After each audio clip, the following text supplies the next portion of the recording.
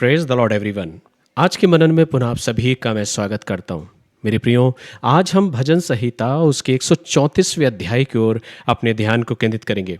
मेरे प्रियो, भजन 134 मुझको और आपको ये सिखाता है कि हम हर परिस्थिति में स्तुति कैसे करें, परमेश्वर का धन्यवाद, परमेश्वर की महिमा कैसे करें। और अगर हम प्रभु की आराधना और स्तुति हर परिस्थिति में करते हैं तो उसमें आशीषें कैसे छुपी रहती हैं।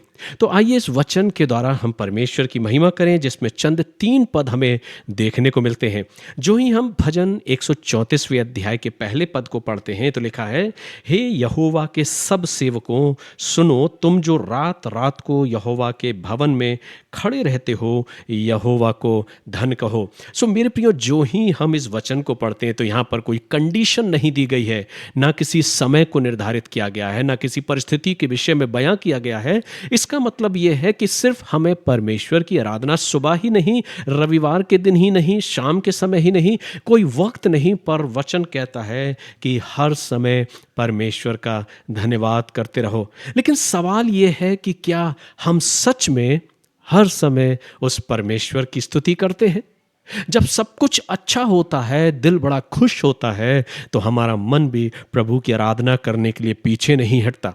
लेकिन जब दिल में निराशाएं होती हैं, जब कोई उम्मीद नजर नहीं आती है, जब मन बड़ा बेचैन होता है, जब मन बड़ा दुखित होता है, जब हम बीमारी के अवसरों से होकर जूझते हुए निकलते हैं, तो क्या कभी हमारा मन तैयार होता है कि हम प्रभु की स्तुति करें? आज हम इसी बातों को देखने का प्रयास करेंगे।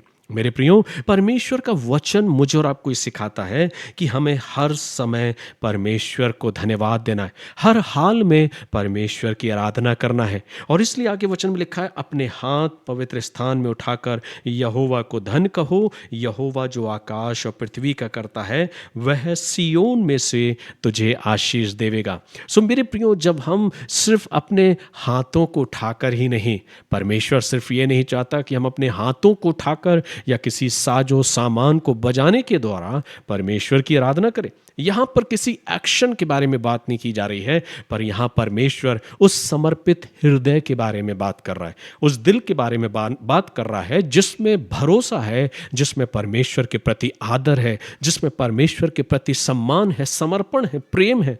परमेश्वर चाहता है कि हम एक ऐसे हृदय भरे दिल को उठाकर, अपने हाथों से उठाकर परमेश्वर का धन्यवाद करें। सो मेरे प्रिय, सोचिए, जरा विचार करिए, जब आप अपने हाथों को उठाते हैं तब हम और आप ये कह रहे होते हैं कि हे प्रभु, मैं सब कुछ तेरे हाथों में सौंपता हूं। इसलिए मेरे प्रियो, परमेश्वर की जो सच्ची आराधना है वो बाहर से नहीं पर दिल से होकर आती है, अंदर से आती है। इसलिए परमेश्वर का वचन कहता है, इससे पहले कि हम अपने जीवन में परिस्थितियां चाहे कैसी भी क्यों ना हो, हमें अपने जीवन में परमेश्वर का धन्यवाद करना, अपने हृदयों को उठाकर परमेश्वर के प्रति धन्यवादित होकर, अपने हाथों को उठाकर सब कुछ उस परमेश्वर के हाथों में सौंपना है और उसका धन्यवाद करना है। जब हम प्रभु का धन्यवाद करते हैं तो वचन कहता है ये परमेश्वर का वायदा है, और वो वायदा कहता है कि यहोवा जो आकाश और पृथ्वी का करता है वह सियोन में से तुझे आशीष देवे। सो मेरे प्रियो, पहले स्तुति करने की आवश्यकता है, फिर परमेश्वर मुझे और आपको अपनी आशीष प्रदान करता है। हम अक्सर क्या करते हैं, पहले हम आशीष पाना चाहते हैं, हम कहते हैं प्रभु पहले हमें आशीषित ठहरा फिर हम स्तुति करेंगे।